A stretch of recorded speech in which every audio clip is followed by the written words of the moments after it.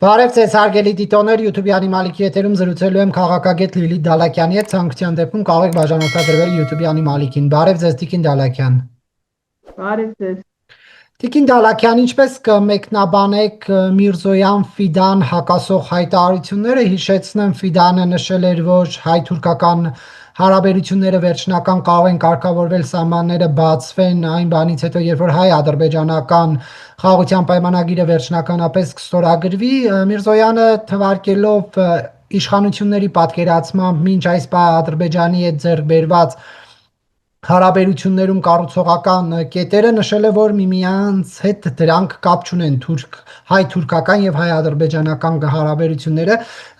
կա արդյոք այստեղ կողմերի միջև չհասկացված լինելու կամ տարբեր ուղղություններով գնալու միտում։ Գիտեք, ձեզ հետ խոսելիս մենք եթերահավատ եմ եղել, որ հայ-թուրքական սահմանը կբացվի։ Չնայած Հայաստանում պարբերաբար խոսում էին, որ ահա որոշվել է, որ հայ-թուրքական սահմանը բացվելու է, մենք հիշում ենք պատվիրակությունների այդ տեղի ունեցավ, նրանք հանդիպեցին սահմանին, սակայն եկեք հասկանանք մի բան, այսօրվա Թուրքիայի ղեկավարը նա կոնստրուկտիվ անձնավորություն չէ։ Իհարկե խորամանկ դիվանագետ է, բայց իսլամիստ է, ծայրահեղական դիրքորոշումներ ունի, երբևիցե աչքի չի ընկել Հայաստանի հետ իր կոնստրուկտիվ հարաբերություններով։ Գիտենք Թուրքիան մեծ մասնակցություն է ունեցել 44-օրյա պատերազմի ընթացքին, չնայած դրա որևէ իրավունքը չուներ, այսպես միջազգային իրավունքի տեսանկյունից, եւ Ռեջեփ Թայիփ Էրդողանը միշտ էլ խոսել է այսպես կոչված Զանգեզուրի միջանցքի մասին, նշել է, որ եթե Հայաստանը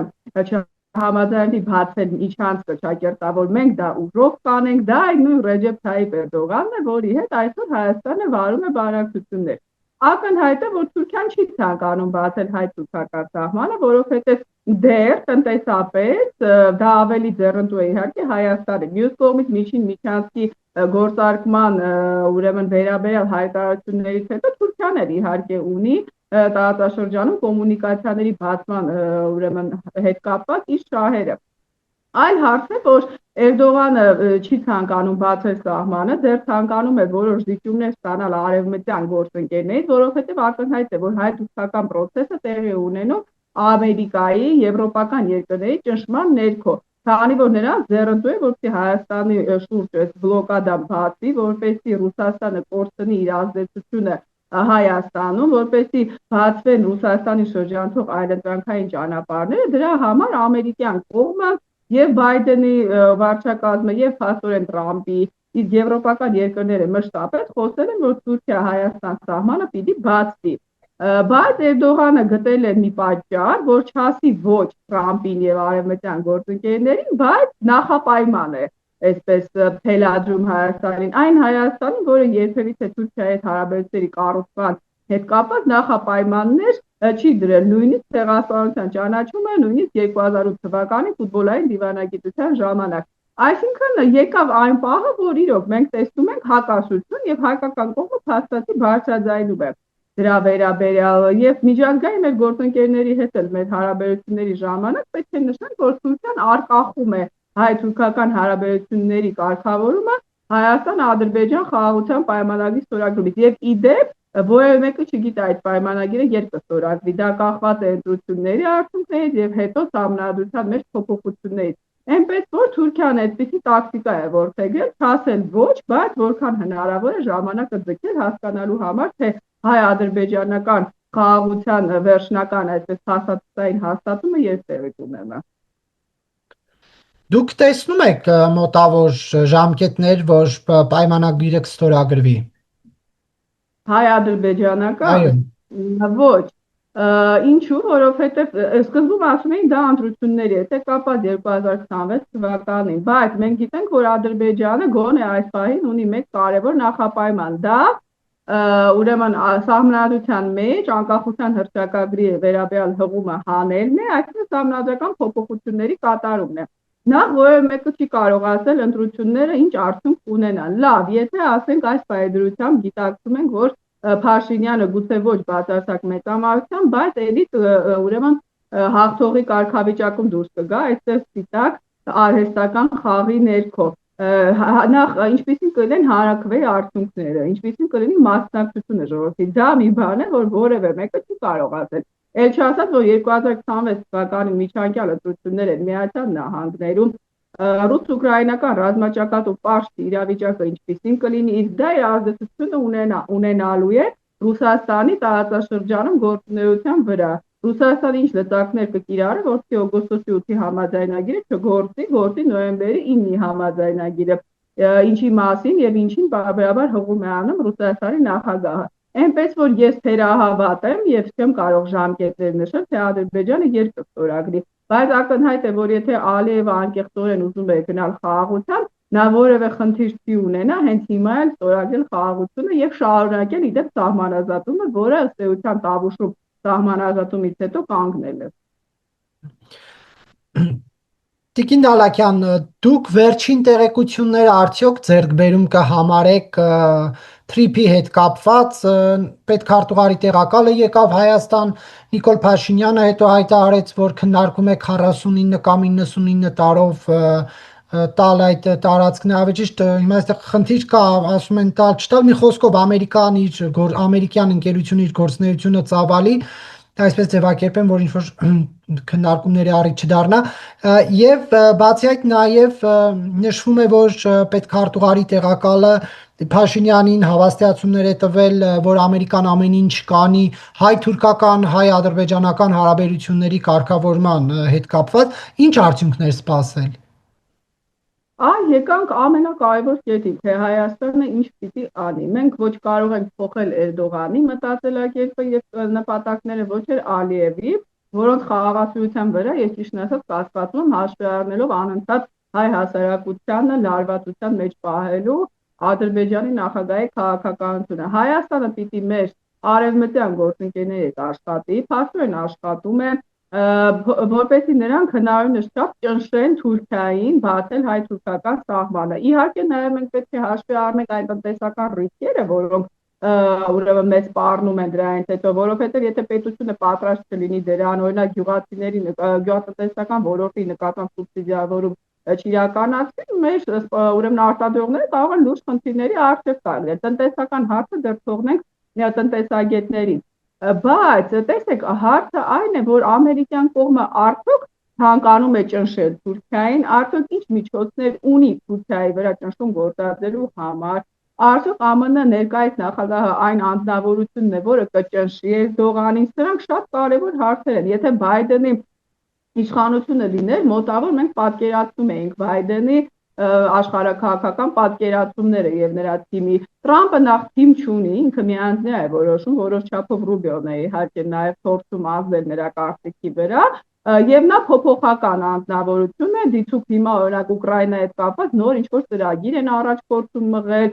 սանկցիաները կարծես թե չգիտենք կլինեն Ռուսաստանի հանդեպ թե ոչ, այսինքն նա փոփոխական մարդ է եւ բիզնեսի մարդ է, ոչ թե արժեքների եւ ինչ-որ ռազմավարության։ Դրա համար մենք ոչինչ չենք կարող ասել, բայց այն, որ Հայաստանը պարբերաբար պետք է բացատրի մեր արևմտյան գործընկերներին, որ Ռուսաստանի տարածաշրջանում ազդեցության թուլացումը ուղիղ համեմատական է հայ-թուրքական սահմանի բացմանը, որովհետև պարզ է, չէ, որ եթե խաղաղություն լինի Հարավային Կովկասում, Ռուսաստանի ներկայությունը այն ռազմական, այստեղ անիմաստ է լինելու եւ դա պիտի լինի մեզ համար լծակ արևմուտքի հետ խոսելու համար, արևմուտքը պիտի հասկանա որն է այստեղ իր շահը։ Իհարկե հասկանում էլ է, բայց մենք պիտի դրա վրա ուշադրություն հրավիրենք։ Իսկ ինչ վերաբերում է ճանապարհի կառավարմանը, խոսում էին կոնսորցիումից, տնօրենների խորհրդով, վարչակալությունից, եկեք դեռ չխոսենք, որովհետեւ մենք փաստաթուղթ չենք տեսել, որովհետեւ մեզ չմեղադրեն ինչ որ հայտարարություններ անելու մեջ, շակերտավոր մեղադրեն իհարկե։ Ասենք հայ-ամերիկյան դա ամենակարևորն է համաձայնագիրը ճանապարհի վերահսկողության վերաբերյալ, որովհետեւ որը մեկը չասի դա մի ցանց է, դա նույն նոյեմբերի 9-ի տրամաբանությունն է եւ ես հուսով եմ Հայաստանի ղեկավարությունը տանում է աշխատանքներ, ինչպես օգոստոսի 8-ում է նշված, որ ճանապարհը պետք է լինեն Հայաստանի ազգային ամբողջականության եւ ինքնիշխանության սկզբունքի համատեքստում եւ որը կարեւոր է անպայման պիտի անվտանգային ներկայություն ունենա այստեղ Միացյալ Նահանգները, որպեսզի ռուսական եւ ադրբեջանական հնարավոր հիբրիդ հարձակումներին կարողանան դիմակայել։ Բայց օրինակ ինչ հարցակում կարող է լինել, իհարկե հասկանալի է, որ խոսքը ֆիզիկական, ռազմական հարձակման մասին չէ։ Տեսեք, հիմա օրինակ Եվրոպայում, Լեհաստանում օրինակ եմ բերում։ Մենք տեսանք, որ երկաթուղու նկատմամբ դիվերսիա իրականացվեց եւ Ռուսաստանը ասաց, որ ուկրաինացիներն են դա անում։ Լեհաստանում իդեպ Ուկրաինայի քաղաքացիներն էին արել, սակայն նրանք բնակվում են Բելարուսում։ Այսինքն Ռուսաստանը կարող է ոչ իր դեմքով, այսպես ԱԹՍ-ներով, ես վատագույն սցենարներն եմ նայում, որպեսզի Ռուսաստանը երբ հասկանա, որ իրեն դուրս են մղում տարածաշրջանից, իսկ այդ հեքիաթները, որ Ռուսաստանը կարող է թրիփից օգտվել եւ այլն, եկեք հասկանանք, որ Ռուսաստանը թրիփի կարիքը չունի։ Ռուսաստանն ասում է 3+3 հարթակով եկեք հարաբերություններ կարգավորենք եւ ես ուրեմն կապահովեմ կոմունիկացիաների բացումը, որը Ռուսաստանին դուրս չի թողնի տարածաշրջանից։ Իսկ միջին միջանցքի տրամաբանությունը, որի մաս է կազմում նաեւ Զանգեզուրի այդ հատվածը ճանապարհի, դա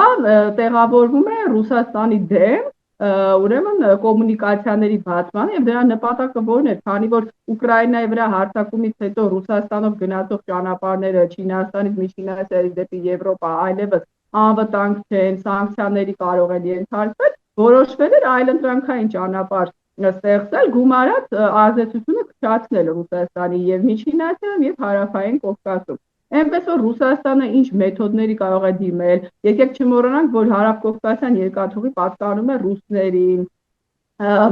գումարած եթե Ալիևն էլ լինի Ռուսաստանի նավում է հարցում, մենք գիտենք, որ Ալիևը կողմեր եւ դա Արադ Միրզոյանը ասաց ռուսների ներկայությանը Զանգեզուրի իրենց ասած միջանցքի հատվածում։ Դա ասել է Հայաստանի արտաքին գործերի նախարարը, իսկ Հայաստանը դեմ է եղել։ Այսինքն Ռուսաստանը եւ Ադրբեջանը գոնե մենք կարող ենք ասել, որ ունեն նպատակ այստեղ ունենա ռուսական ներկայություն եւ Հայաստանի տարածքային ամբողջականությունից դուրս ճանապարհ, որը հակասում է թրիփի տրամաբանությանը, այնպես որ սրանք երկուսն էլ իրար հետ մրցող կարելի ասել նախագծեր են։ 3+3-ի մասին է խոսել Մարիա Զախարովան, արդյոք կենսունակ է, դա ասում է պետք է Բաքուն կամ Երևանը որոշեն որտեղ է անցկացվում, որովհետև ասում է հիմա իրենց հերթն է։ Տեսեք, հենց փաստորեն մենք Մարիա Զախարովայի մտքերը կարդում ենք, ինչ է ուզում ասել Ռուսաստանը, պարզ ասած, որ մենք ենք որոշողը, մենք ենք արբիտրը, եկեք մեր հարթակ, մենք ձեզ կներեք կբարիշացնենք, ձեր հարցերը կլուծենք մեր գենշտաբում գտնվող քարտեզներով, Ալմաթայի սկզբունքը չի վավերացել Ռուսաստանի Պետդումայի կողմից, այսինքն ինչ-որ վերացական քարտեզների մասին է խոսքը։ Գումարած 3+3 հարթակում այո ճանապարհները կբացվեն եւ դա շատ ավելի դրական կլինի, քան օգոստոսի 8-ը, որի վերաբերյալ Լավրովը նշեց, որ ինքը թերահավատ է, որ օգոստոսի 8-ը կարող է կյանքի կոչվել, ինչու է թերահավատ, ուրեմն իրենք չեն ցանկանում, որ դա լինի։ Սա երկու մրցող պրոյեկտներն են։ Եկեք հասկանանք, որ 3+3 հարթակի բոլոր երկրները, բացի Հայաստանից, ցանկանում են, որպեսզի արևմուտքը տեղ ունենա այս տարածաշրջանում եւ Թուրքիան, եւ Ադրբեջանը, եւ Իրանը, նույնիսկ չմասնակցող Վրաստանը այսօր այնպիսի իշխանություն ունի, որը պրոռուսական հստակ քաղաքականություն է վարում։ Այս պայմաններում 3+3 հարթակը ուղղված է արևմուտքի դեմ, իրանք դա չեն թաքցրել։ Հատկապես եթե արևմուտք-Ռուսաստան հարաբերությունները սրվեն, ԱՄՆ-Ռուսաստան հարաբերությունները սրվեն, եթե Տրամպը իհարկե որոշի ճնշել Պուտինին Ուկրաինայի հարցի վերաբերյալ, ավելի մեծ է լինելու մրցակցությունը եւ հասարակ Զախարովան հասկացում է, որ որոշեք, որ դաշտեք դուք գնում, որ դաշտում եք գնալու խաղաղության ստորագրմանը։ Դրա համար սա նորից եմ կրկնում, ցույց է տալիս, որ Հայաստանը եւ Ադրբեջանը կանգնած են լուրջ խնդրի առջեւ։ Նրանք պիտի որոշեն, արդյոք որ կենտրոնների միջնորդությամբ պիտի տեղի ունենա խաղաղության հաստատումը, եթե իհարկե Ալիևը այդ նպատակը ունի Հարավային Կովկասում, այն որ Ռուսաստանը երբեք էլ խաղաղության կողմնակից չի եղել որևէ տարածաշրջանում եւ իր ազդեցությունը տարածել է կոնֆլիկտների միջոցով, ինձ թվում է կարիք կա նորից կրկնելու։ Տիկին Դալաքյան, Մարիա Զախարովան իր ամենշաբաթյա ճեպազրույցում ահռելի մաս է հատկացրել Հայաստանին, ինչպես Ռուսաստանը դիտորդների տեղակայման պայծ ասում է, որ նրանք հետախուզական նպատակներով են, գժտություն են մտցնում բարեկամ հայ-ռուս ժողովուրդների միջև, հակառուսական թեզեր են տարածում, հարաբերություններ են փչացնում, Նաև Հեցինի անդրադարձել ասել է, որ Ռուսաստան ուշադրությամբ հետևում է Հեցի շուրջ զարգացումներին, նշել է, թե Հեց ինչքան ներդրումներ է արել, ինչքան էր պատրաստվում անել հիմա, շատ մանրամասն տիրապետելով տեղեկություններին, որ օրինակ կարող էր Հայաստանում ապրող մեկը կամ ընկերության ներկայացուցիչը, հա, ներկայացնել այդ դիրքերից խոսել է, նշելով, որ Սամվել Կարապետյանը լավ գործ է արել, աշխատանքով է ապահովել, էներգետիկ վիճակն է կայունացրել։ Ինչպես սա կմեկնաբանեք։ Տեսեք, Ռուսաստանի ուրեմն միջամտությունը այս թեմային ինքնին արհեստական է։ Նախ հետը չի պատկանում Ռուսաստանին, դա մասնավոր սեփականությունը Ռուսաստանում գտնվող ապրող հայազգի գործարարի։ Դա մեկ։ Երկրորդը, որքանով է ճիշտ ուրեմն աջակցություն հայտնել Սամվել Կարապետյանին, իմանալով, թե Ռուսաստանը ինչպիսի բացասական ընկալում ունի եւ դա իմպոստը չէ, այսօր Հայաստանում ես սա ճիշտ չեմ համարում Ռուսաստանի տեսանկյունից, կամ ինչ է նշանակում աշխատատեղեր է ստեղծել։ Մենք էլ ձեզ հետ երբ խոսում ենք, ասում ենք, եթե Հեցին զրկում եք արտոնագրից, եթե Սամվել Կարապետյանը բանտարկվում է, իրավական հիմքերը պետք է ներկայացնել, ինչպիսի չարաշահումներ են տեղի ունեցել։ Արդյոք դա քաղաքական հետապնդում է թե ոչ, որ հետո չասեն Սամվել Կարապետյանը հենց որոշեց զբաղվի քաղաքականությամբ, նրան ձերբակալեցին։ Հիմա երբ որ դատարանում կքննվի գործ, իմանանք թե Հեցին ինչու են զրկում լիցենզիայից, ինչպիսի չարաշահումներ են թույլ տվել, Հեցը կարող է ձեռք բերելուց են թույլ տվել այդ չարաշահումները, խոսում էին հավելագրումների մասին, չէ, պետական ուրեմն շինությունների, այսինքն բուժհաստատությունների, զինկոմիսարիատների վերաբերյալ սա իշխանությունների հայտարարություններն են։ Երբ որ մենք իմանանք, որ դա սուտ է, մենք կարող ենք ասել, որ Մարիա Զախարովա ճիշտ է եւ Սամվել Կարապետյանի հանդեպ այս մեղադրանքները հանիրավի են։ Իսկ եթե դատարանում հրապարակային դատաքննության արդյունքում փաստեր ներկայացվի, որը ապացուցի, որ Հեցը խախտել է սպառողների շահերը, ուրեմն գործունեության ընթացքում թույլ է տվել օրենքի խախտումներ եւ չարաշահումներ, որևէ մեկը չի կարող ասել, որ սա ճնշում է Սամվել Կարապետյանի նկատմամբ։ Այնպես որ Մարիա Զախարովայի հայտարարությունը ժամանակավրեպ եմ համարում։ Ինչ վերաբերում է դիտորդներին, տեսեք, հենց սա ցույց է տալիս, որ Եվրամիություն Ռուսաստան սրվող հարաբերությունների պայմաններում եւ ռուսական ալիքներում ամեն օր ասում են, որ Եվրոպան է մեղավոր, որ խաղաղություն չկա Ուկրաինայում, Եվրոպային պետք է սթափեցնել, Հայաստանում եվրոպական ցանկացած ներկայություն մեծ, այսպես ասենք, գրգռում է առաջացնելու եւ մեծ նյարդային իրավիճակ է առաջացնելու Ռուսաստանում։ Բայց Հայաստանը իհարկե այդպիսի ճնշումների պիտի չենթարկվի, որովհետեւ գոնե իմ վստահությամբ, չնայած ասում են եվրոպացի դիտորդները զենքով զինված չեն, կարող է զենքով զինված չեն, ինչպես ռուս խաղաղապահները Արցախում կամ ինչպես ռուս զինվորները Գյումրի ռազմաբազայում, բայց հաստատ ավելի շատ օգուտ են տվել Հայաստանին, քան զինված դաշնակիցները։ Տիկին Դալաքյան, Ուկրաինայի հետ կապված մի ուշագրավ տեղեկություն կա, բրիտանական տելեգրաֆը գրել է, որ Ռուսաստանի եւ Ուկրաինայի միջև պատերազմին առնչվող ամերիկյան նոր խաղաղության ծրագիրը նախատեսում է, որ Ռուսաստանը վարձակալության վճարի դիմաց Դոնբասի նկատմամբ վերահսկողություն կունենա, այն թղթերով այսպես ասած կհամարվի ուկրաինական տարածք, բայց ռուսական վերահսկողությամբ։ Սա ինչպես եք մեկնաբանում Թրամփի այս նոր գործելավոճը տարածքների վարձակալության 99 տարով եւ 1 դարով, հա։ Ուկրաինայում դա առավել տարօրինակ է, որովհետև այնտեղ պատերազմ է ընթանում, խոսքը ինչ-որ ճանապարհի վերահսկողության մասին չէ։ Էքսիոսն էլ նշեց, որ 28 կետից բաղկացած ծրագիր կա, Ուիտկոֆն է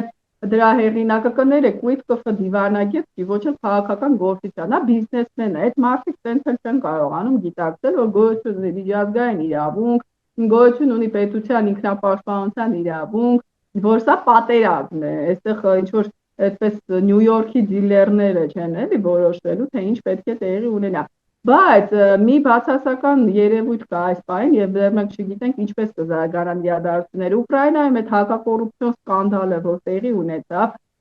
դա ձգվում է մինչեւ Զելենսկու ամենահավատարիմ շրջապատի անդամները, ընդհանուր մինչեւ օֆիսի ղեկավարը նախագահ Երմակը, Ռուստեմ Ումերովը նախին պաշտպանության նախարարը, որը հիմա իդեպ գտնվում է Միացյալ Նահանգներում, այսինքն հնարավոր է Զելենսկուն ճնշեն, իմանալով ինչ որ փաստեր, այս կոռուպցիոն թեմաների վերաբերյալ։ Ես չեմ կարող ասել Զելենսկին ինքը տեղյակ է եղել թե ոչ, բայց ակնհայտ է, որ սա մեծ վնաս է ունենում իր հեղինակության վրա։ Եվ հիմա կարող է ամերիկացիները ասեն, որ եվրոպացիներին էլ կասենք, այլ գումար չի տրամադրվի Ուկրաինային, ստացվում է տրամադրված գումարը ըստ էության փոշիացվում է կամ մեջ է արվում։ Այսպես կոռուպցիոն սկանդալը ճնշման լծակ է Զելենսկու վրա։ Հաջորդը ԱՄՆ-ն ըստ էության դադարեցրել է ռազմական օգնությունը Ուկրաինային եւ ինչքան էլ եվրոպացիները փորձեն դա փոխարինել, 43%-ով նվազել է Ուկրաինային տրվող ռազմական օգնությունը, ինչի հետևանքով Պոկրովսկը, Միրնոգրադը ես կարծում եմ գրավվելու է Ռուսաստանի կողմից։ Այսինքն այս բանին կարող ենք ասել, որ ռազմաճակատում իրավիճակը փոխվում է հօգուտ Ռուսաստանի։ Խոսքը չի վերաբերում նրան, որ Ռուսաստանը լուրջ հաջողությունների է ասում, հա, 2 տարի մի քաղաք գրավելը դա հաջողություն չի, բայց քանի որ ԱՄՆ-ն զրկում է Ուկրաինային օգնությունից եւ եվրոպացիները ինչքան էլ ուզեն չեն կարող դա փոխարինել, հիմա փորձելու են Ուկրաինային ճնշել, գնալ ինչ-որ զիջումների, բայց որքանով ես տեսնում Ուկրաինայի նախագահ եւ ժողովուրդը նշում են, որ տարածքային որևէ զիջում անհնար է, ըստ ծրագրի Դոնեցկն են ուզում Ռուսաստանին տալ եւ իբրև թե ավարտի պատերազմը, բայց եկեք հասկանանք, որ այս պատերազմը Դոնեցկի համար չի, ոչ էլ տարածքի վարձակալության, Նարեկ ջան, սա Ուկրաինա պետության ոչնչացման համար է։ Իդեպ հենց Թրամփը ինքն է նշում, որ Պուտինը ամբողջն է ուզում։ Այսինքն սա լուծում չի լինելու, նույնիսկ եթե ես չեմ հավատում Ուկրաինան համաձայնվի եւ պատերազմը ավարտվի, հետո Ռուսաստանը իր ուժերը նորից կհավաքի, չգիտեմ, Թրամփը կփոխվի, ուրիշ նախագահ կգա, նորից կհարձակվեն, ինչպես 14 թվականի Մինսկի համաձայնագրից հետո։ Այս պատերազմը չի կարող ավարտվել ինչ-որ տարածքների փոխանակմամբ կամ վարձակալությամբ։ Սա Ուկրաինա պետության լինելու կամ չլինելու հարցն է։ Եվ ցավալիորեն ես կարծում եմ, որ քանի Ռուսաստանում ղեկավարում է Վլադիմիր Պուտինը եւ այնտեղ չի փոխվել իշխանություն, որը մոտ ապագայում ես չեմ կանխատեսում, Ուկրաինայում մենք խաղաղություն չենք տեսնի, գուցե տեսնենք հրադադար, բայց դա չի լինի վերջնական խաղաղություն։ Վերադառնալով հայաստանյան ներքաղաքական թեմաների, Նիկոլ Փաշինյանը մի ուշագրավ տեղեկություն հայտնեց, ասում է 2026 թվականի խորհրդարանական ընտրություններից հետո քաղաքական վերնախավիային անդամները, ովքեր նախկինում ղեկավարել են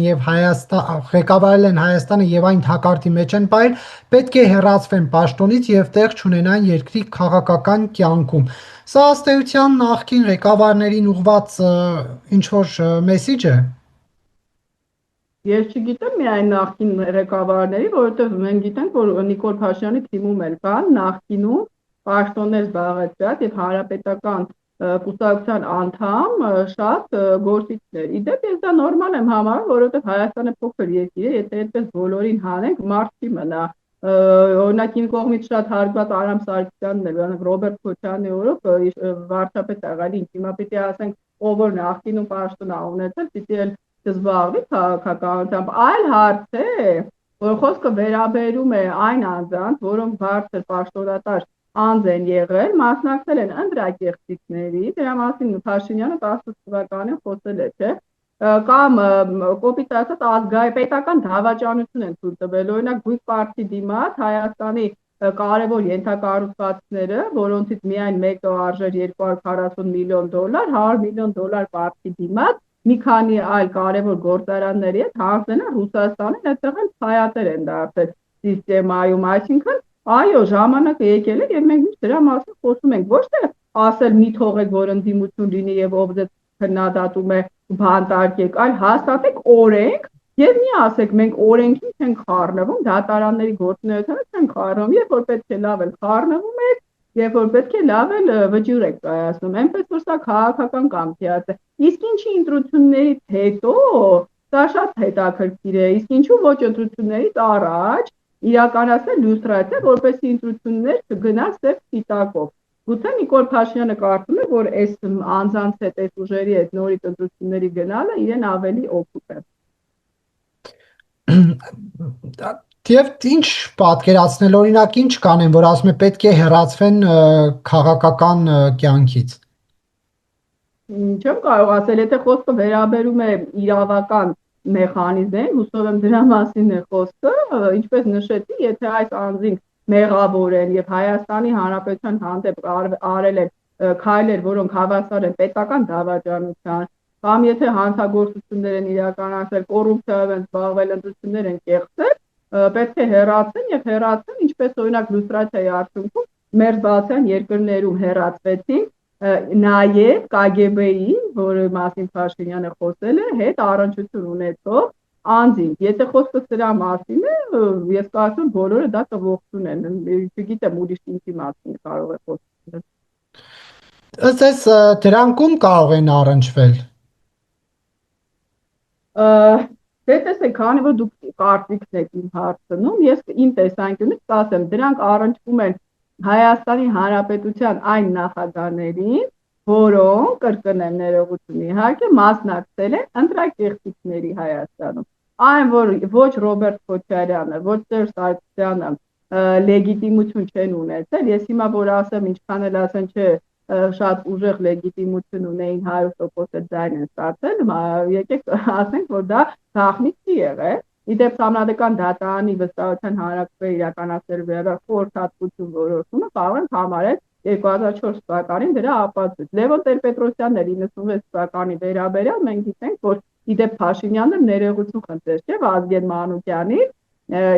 հեղափոխությունից հետո այդ ընտրակեղծիքների համար, այսինքն ըստ էության դուրս է գալիս, որ Հայաստանի բոլոր նախկին ղեկավարները գոնե ընտրակեղծիքների հետ կապված դեռ կոռուպցիան, KGB-ի հետ առնչությունները, լյուստրացիան, դրա մասին չեմ էլ խոսում։ Կամ ասենք ընտանիքի անդամների այդ ԽԾԲ ուրեմն չափանիշներով պաշտոնների նշանակելը եւ նրանց հանկարծակի միլիարդատեր դառնալը, այս շատ կետեր կան, Նարեկ ջան։ Հուսով եմ Նիկոլ Փաշինյանը այսպիսի մեղքերի մեջ քաղաքական ինքը թաթախված չէ։ Եվ մինչ այդ էլ հայտարարել էր, որ ընդդիմությունում ազդեցության գործակալներ կան խորհրդարանում։ Տեսեք, հենց դա է խնդիրը։ Հիմա գանք ազդեցության գործակալներին, ուղղակի հայտարարել, կան երկրներ, որոնք ուզում են այստեղ անել հեղափոխություն, կան ազդեցության գործակալներ։ Սա լուրջ չի Հայաստանը ղեկավարող անձանց համար 7 տարի խոսել ինչ-որ վերացական մարդկանցից, անընդհատ սարսափեցնել ժողովրդին նրանցով եւ ոչինչ չանել։ Կամ հակառակը այնպես անել, որ նրանք դառնան ընդդիմություն եւ ձևավորեն նոր ուժեր, քաղաքական ներողություն դիակից դառնան քաղաքական գործոն։ Հուսով եմ Նիկոլ Փաշինյանը կփոխի այս քաղաքականությունը, իհարկե դա հատուկ չի արվել, որովհետեւ իրենք հարմար են։ Պարզ է, որ Նիկոլ Փաշինյանը ինքը գոնե ընտրակեղծիքներով զբաղված չի եղել եւ համանadepս ընդդիմությունը չի էլ երբեք վիճարկել ընտրությունների արդյունքները Հայաստանում 18 թվականից հետո, բայց հուսով եմ նույնը վերաբերում է կոռուպցիոն թեմաներ, ինչպես նաեւ իր ասած լրտեսական գործերին, KGB-ի։ Այսինքն Հայաստանում կան լրտեսներ, այսինքն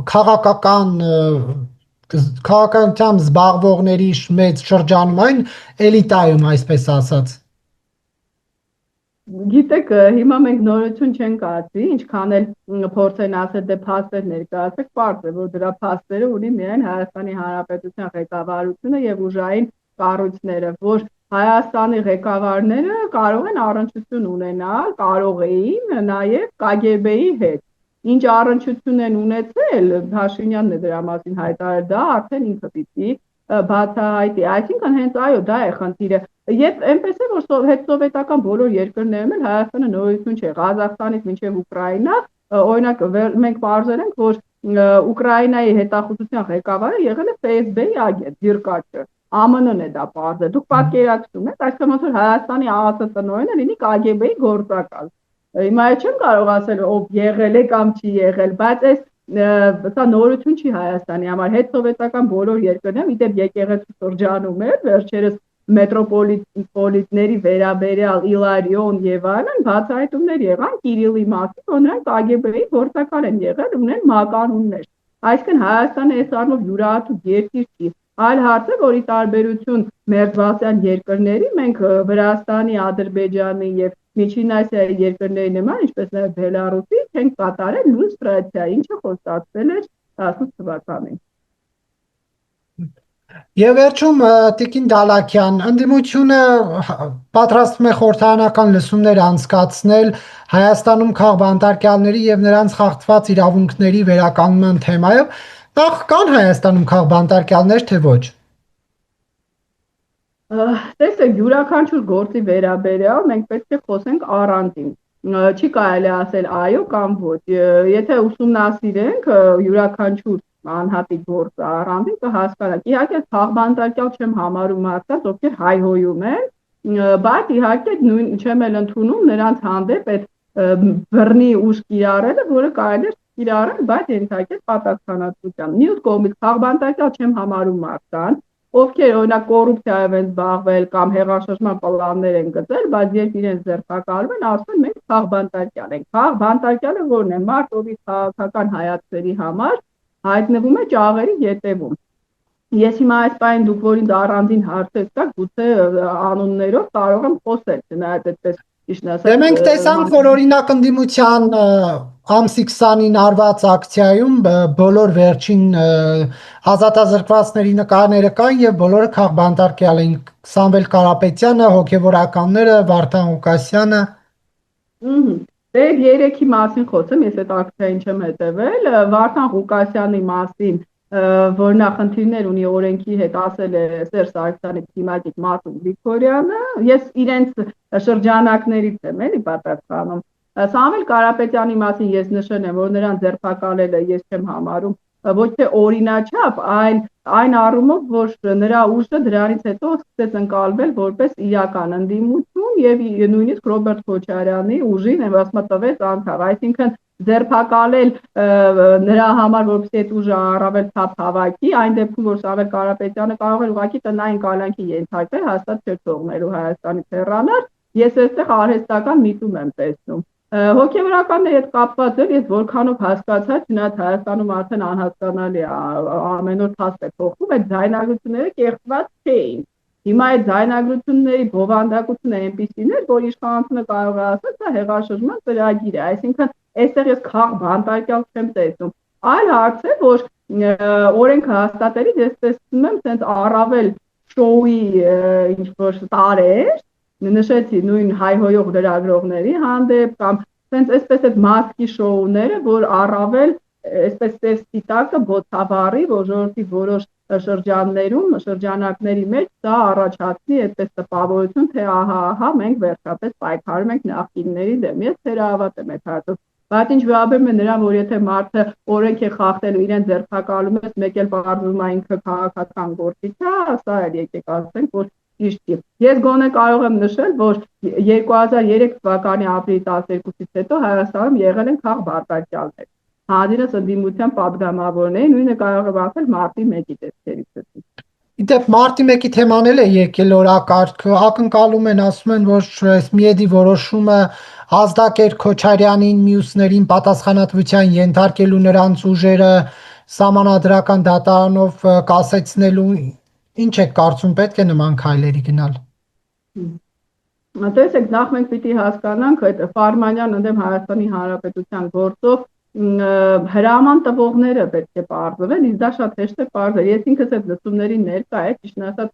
հիասթափված եմ ինչ առումով, որովհետև նորություն չիմացա։ Յուրաքանչյուր ելույթը նրա մասին էր, որ մենք աշխատում ենք նախաքննության շահերի ձեռներով տվյալներ չեն կարող հրապարակել, չեն կարող իդենտիֆիկացնել Չերոմուխա 7-ից ով է կրակել, կներեք, բայց կարող ենք չէ իդենտիֆիկացնել ով է հրաման տվել։ Զուգահեռաբար մարտի 1-ի գործով մենք գիտենք անցնում է Յուրի Խաչատուրովը, Սեյրան Օհանյանը, Ռոբերտ Քոչարյանը, այսինքն այս վճիռը ինչա որևէ կերպով չի ազդելու այդ մարդկանց գործի կամ ճակատագրի վրա, այսինքն ինչպես ասում է Ռոբերտ Քոչարյանը, սա участковый գործ է, այսինքն շատ հեշտ է պարզել ով է հրաման տվել, իրավունք ունեին արդյոք բանակը ներքաշել այդ գործողությունների մեջ, բերել են արդյոք զորքեր Ղարաբաղից, եղել են արդյոք ռուս դիպուկահարներ, Բայց հարցերը, որոնց հաստատ մենք կարող էինք 5 տարվա ընթացքում պատասխանել 16, ես չեմ կարծում, որ դա այդպես բարդ խնդիր է, բայց ֆակտորեն երկու կողմեր որդեգել է այստի քաղաքականություն, մարտի 1-ի մասին լսում անենք, որ Քոչարյանի հեղինակությանը խփենք եւ քաղբանտարկյալների մասին լսում անենք, որ Նիկոլ Փաշինյանի վարկաբեկենք, ես այստեղ թատերական ավելի շատ կոմպոնենտներ եմ տեսնում, ոչ թե իրական խնդիրների լուծման ցանկություն։ Հիմա վերջում մի բան ասեմ, կրկնվում եմ իհարկե դա նշելով, ընդդիմությունը կարող է խոսել քաղբանտարկյալներից, դա ժողովրդավարական երկիր է, բայց երբ որ դա այն ընդդիմությունն է, որոնց օրոք կային բազմաթիվ քաղբանտարկյալներ, դա ժողովրդի մոտ չի կարող վստահություն ստեղծել։ Եթե լսումների ժամանակ ընդդիմության ղեկավարները խոսեն, որ իրենց իշխանության տարիներին եղել են եւ իրենք ներողություն են խնդրում, դա կլինի, ես ձեզ ասեմ, մեծ առավելություն, հիմա իրենց հուշումներ չանենք, բայց ես կասկածում եմ, որ Ռոբերտ Քոչարյանի նման անձնավորությունը երբևիցե կարող է ասել, որ ինքը սխալ է գործել։ Շնորհակալություն Տիկին Դալակյան հարցազրույցի համար։ Շնորհակալ եմ։